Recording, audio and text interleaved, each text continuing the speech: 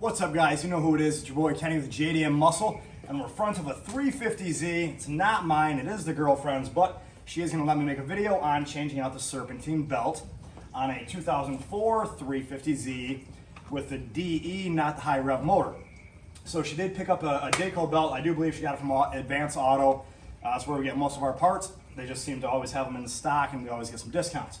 With that being said, guys, I want to make this video and show you how to do this belt in 5 minutes or less. I don't want this to be a long video. I want it to be something where you can get right to it, see how to do it, and get the shit done.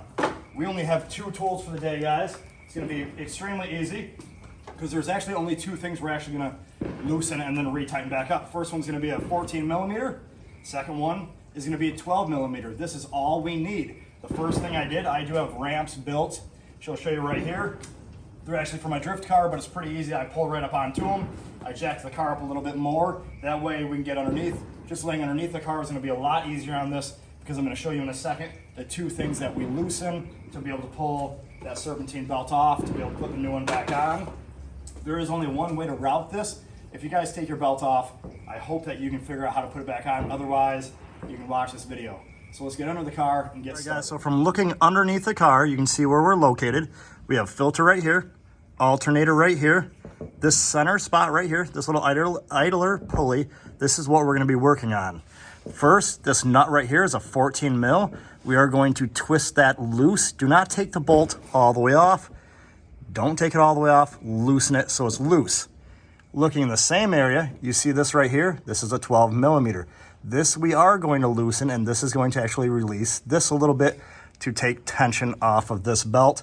So the 14 mil loosen, and then this 12.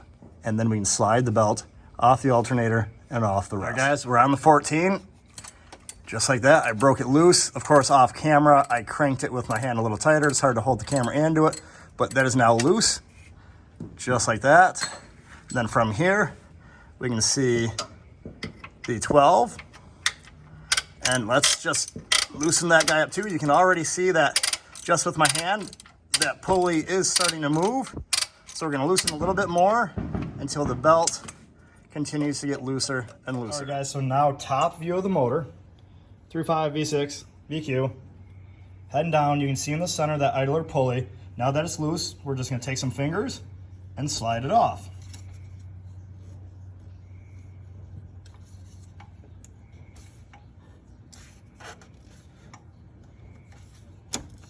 And just like so, guys, it's off, so she's just gonna work it off, and then we're gonna work the brand new one on the same way that we're taking this one off.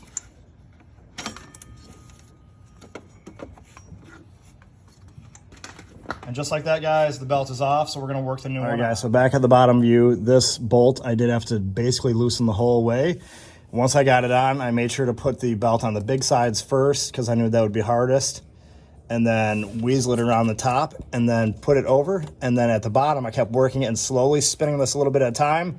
And this started to go on, and just like that, the belt's on. So I found that putting the belt on from the bottom was actually easier because I could see it and just reach up. From here, we need to tighten the 12 all the way back up. And then this will tighten the belt, and then we'll tighten this bolt back down to tighten the wheel. All right, guys, so what I found was the easiest was from the bottom. I had the girlfriend get under there so I could see from the top just to see how it was adjusting. She tightened up the 12 almost, let's say 3/4 of the way, where it started to straighten it back up. And then she went from the top, tightened up the 14, snug to tighten it in, and then the rest of the way pushed it back up.